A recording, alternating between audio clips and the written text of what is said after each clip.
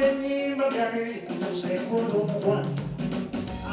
Simanyi oba ebigambo by'ennyimba byange bikutuuseeko olw'omukwano.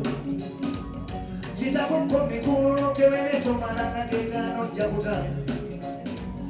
Kati nze bwe nkunyumiza ebyambo nsasira abadde yekugulidde mu kajumbe. Ng'omuntu okumwesiga nze era ndwawo obuwala bunsoomooza nze nkunnumba. N'okuzaala nakweresa nga ntya abantu kabuuti n'enzigulanga nga ntwaleeka.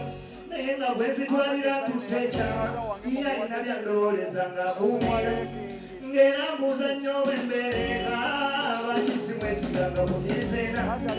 Ne mukumya nnyo nga nsiisitira tugira olindako olunobala okwasa. Olulala yajja na ccupa nga jjasiira Ifulendi mwana wa ssebo jangu onyweko. Basindira embuzo girisaka mukulu naye temusegera bagira sitaani baabwe. Nkulaga Fulendi bakajjako ondaba wenaga nga naawe ojjukira wula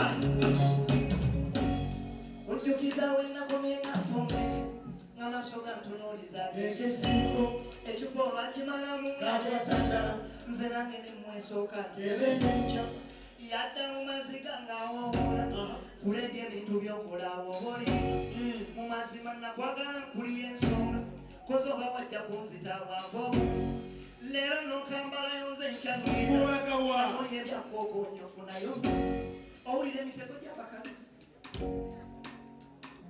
owulira emitego gy'abakazi amugamba kajeeko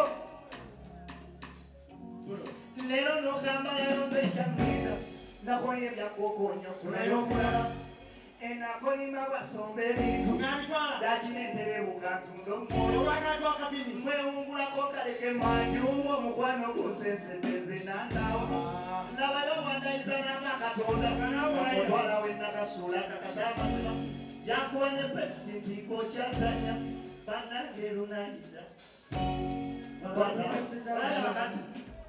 kyenda kusaba kasese satufemwe